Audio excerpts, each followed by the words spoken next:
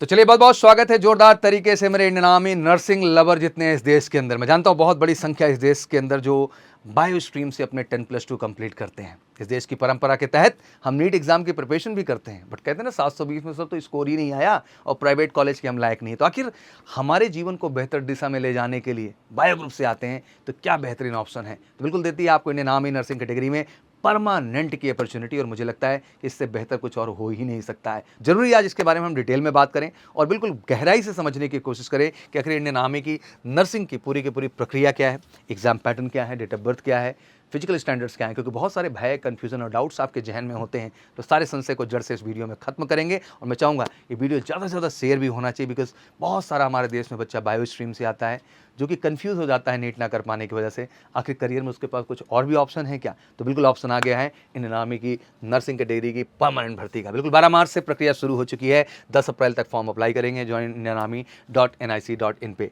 जून 3rd week में exam schedule आपका होना है। 3 महीने की जर्नी है और मैं वादा करता हूं कि इन 3 मंथ में नर्सिंग के हर बच्चे को वो स्टैंडर्ड एजुकेशन में प्रोवाइड करूंगा जहां आप अपनी 100% सफलता सुनिश्चित कर पाएंगे। तो बिल्कुल घबराना नहीं मेरे लाल, फॉर्म भरना है और जुड़ना है एमकेसी के साथ श्योर शॉर्ट सिलेक्शन के लिए।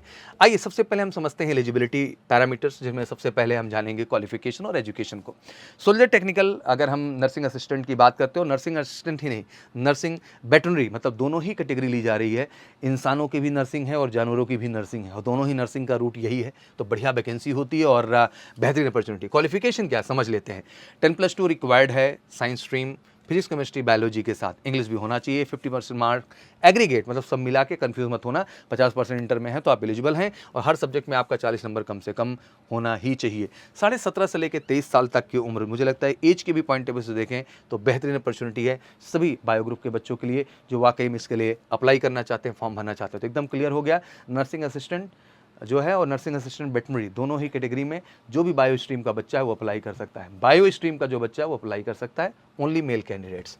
डेट ऑफ बर्थ की बात कर लें तो 1 अक्टूबर 2002 से 1 अप्रैल 2008 पर्टिकुलर इन डेट पे जन्म हुआ है, इन बिटवीन हुआ है, you are eligible. Height standard 169, UP Bihar MP, Delhi 170, but कहना चाहूँगा कि इसमें भी लिबर्टीज़ मिलती हैं। अगर कोई स्पोर्ट्स या आप पहाड़ी एरिया से आते हैं तो 2 सेंटीमीटर तक का आपको रिलैक्सेशन दिया जाएगा।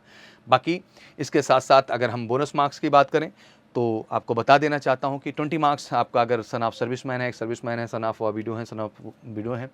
एंड बाकी स्पोर्ट्स में आपने national, international, school competition, state level, national level, खेलो इंडिया, डिस्ट्रिक्ट लेवल पे, डिस्ट्रिक्ट से रिप्रेजेंट किए हो स्टेट लेवल तक, और एग्जैक्टली अपने स्कूल इंटरनल कॉम्पिटिशन्स में भी आप रहे हो, कोई ग्रुप गेम, इंडिविजुअल कोई भी मेडल या पोजीशन आई हो, तो आप बिल्कुल ये बोनस मार्क्स अर्न कर सकते हैं जो आपके फाइनल स्कोर में अटैच होगा मेरिट बनते समय। इसलिए कहते हैं कि पहले फेज में ज़रूरी है कि आप जम के अपने रिटन एग्जाम के लिए फोकस करके मेहनत करें। एनसीसी एबीसी सर्टिफिकेट कम से 5, 10, 15 और सी सर्टिफिकेट के साथ अगर आप रिपब्लिक डे परेड का भी हिस्सा रहे हैं तो आपके 20 मार्क्स बनते हैं। एग्जैक्टली हाईएस्ट बोनस मार्क्स है जो आपके फाइनली कट ऑफ में जाकर के ऐड कर दिए जाएंगे। 10 अप्रैल तक फॉर्म भरना है, बट उतना देर क्यों करना है। तो एक बच्चे मेरे से प्रश्न ये भी कर रहे थे कि सर मैं नर्सिंग का फॉर्म भर रहा हूँ, जैसे इस बार आपने जिक्र किया कि सर दो फॉर्म भरने के हमारे पास ऑप्शन है, अपॉर्चुनिटी कि हम 2 जो है कंपटीशन के लिए अप्लाई कर सकते हैं नर्सिंग के साथ साथ। Being a nursing student, bio student, आप जीडी के लिए भी फॉर्म फिल कर सकते हैं। तो कोई घबराने की बात नहीं है, नर्सिंग के साथ साथ जीडी भरिए, दोनों ही कॉम्पिटिशन दीजिए और दोनों में अपनी सफलता को 100% सुनिश्चित करिए। फेज 1 क्लियर करने के बाद ऑब्वियसली आप फेज 2 पे आएंगे जहाँ आपका फिजिकल स्टैंडर्ड का टेस्ट होगा पूरा का पूरा। पहले तो सी कॉमन एंट्रेंस एग्जामिनेशन, जिसको बेहतर करना है। आपके पेपर पैटर्न की बात कर ले तो ध्यान समझ लेते हैं। इसमें भी आपको टेक्निकली देखने को बड़ा ही इंटरेस्टिंग चीज़ मिलने जा रही है इस बार कि सोल्जर टेक्निकल एनए वेटरनरी की हम बात कर लें तो have to answer 100 question in 2 hours. देखो ये बड़ा बदलाव यहाँ देखने को मिला है, क्योंकि इससे पहले 50 क्वेश्चन ही आया करते थे नर्सिंग कैटेगरी में, बट इस बार नर्सिंग में भी आपको 100 क्वेश्चन, जैसे कि क्लर्क में इस बार परिवर्तन किया गया, 100 क्वेश्चन किए गए हैं, 100 क्वेश्चन किए गए हैं और 2 घंटे का टाइम दिया गया है। तो नर्सिंग में भी वो बदलाव यहाँ देखने को मिला, 100 क्वेश्चन, 2 घंटे का पेपर। ऑब्वियसली यहाँ पे बायो का, केमिस्ट्री का रोल बढ़ेगा, जहां आप बायोकेमिस्ट्री के 15-15 क्वेश्चन देख रहे होते, अब उनके क्वेश्चन की संख्या बढ़ करके हो सकता है कि 60 के आसपास आपको देखने को मिले, 30 क्वेश्चंस। बाकी 10 क्वेश्चन फिजिक्स से, बाकी जीके और अर्थमेटिक के जो पार्ट हैं वो आपसे पूछे ही जाएंगे। और एग्जैक्टली इसके लिए बहुत ही स्पेसिफिक प्रिपरेशन इस बार होना है, क्योंकि जबरदस्त क्राउड अप्लाई कर रहा है पूरे भारत से, तो ज़रूरी है कि आप भी एक बेहतर तैयारी करें इस एग्जाम को लेकर के। फेज़ 2 ऑब्वियसली आपका ये क्लियर हो जाएगा तो फेज़ 2 की प्रक्रिया शुरू होगी, जहाँ एडमिट कार्ड रिक्वायर होगा and photograph, education certificates, domicile, caste certificate, police certificate, school certificate character का, कैरेक्टर सर्टिफिकेट हो गया, merit certificate, relationship certificate, NCC training certificate, sports certificate, affidavit, PAN card, Aadhaar card और टैटू वगैरह रहा तो उसका भी सर्टिफिकेट सब फॉर्मेट रहेगा। फिर जब हमारे बायो के स्टूडेंट हैं जो कि बिल्कुल कहते हैं ना उस प्रोफाइल के हैं, तो उनको फिजिकल का बड़ा डर लगता है, तो उसमें भी डरने की आवश्यकता नहीं है, केवल क्वालिफाइंग है। 1.6 किलोमीटर का रेस 6 मिनट 15 सेकंड में, यार इनफ टाइम मिल रहा है भाई, अब इससे ज़्यादा क्या ही मिल जाएगा, कर ले जाओगे। बाकी बीम्स हो गई 6 करनी है, 9 फिट जिग जैग, सब कुछ क्वालिफाइंग है। इसके मार्क्स कहीं से कहीं तक रिटर्न में आपके जाके नहीं जुड़ेंगे, तो ध्यान रखिएगा सारी करामात रिटर्न एग्जामिनेशन से होनी है, वही बेहतर होगा। फिर मेडिकल स्टैंडर्ड है, आई साइट 6/6 होनी चाहिए आपकी, जो कि स्पैक्स लगाने के बाद हो। अमूमन सबकी आई एलिजिबल ही होगी, ऐसा नहीं किसी की आई गड़बड़ स्टैंडर्ड की होगी कि स्पैक्स के बाद 6/6 का स्टैंडर्ड अपना मेंटेन कर पाएँ। This is all about nursing. ये पूरी कहानी नर्सिंग के लिए थी जो मैंने आपको बताई।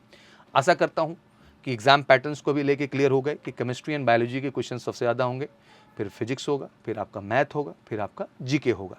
तो ये रहा फॉर्मेट पेपर का, और ऑब्वियसली हर चीज़ के लिए बेहतर मेहनत करना हो। इस बार जम के नर्सिंग में फॉर्म भरना है मेरे बायो के सभी लाल का, और फॉर्म ही नहीं भरना है, इस बार जम के एमकेसी के साथ जुड़ना है एक बेहतर तैयारी के लिए और 100% सफलता के लिए। बिल्कुल वर्दी बैच से हमने ठान लिया है कि इस बार नर्सिंग में हम फिर से एक बार बेस्ट रिजल्ट क्रिएट करेंगे पूरे भारत के अंदर, जैसे हम हमेशा से करते आए हैं। बिल्कुल फ़ोन उठाइए, कॉल करिए 9696330033 पर, और वीडियो पे जो भी क्वारीज हो तो कमेंट जरूर डालिए और ज़्यादा शेयर करिए, जिससे बहुत सारे बच्चों को एक दिशा और बेहतर गाइडेंस मिल सके। Thank you so much, wish you good luck. जय हिंद, जय भारत।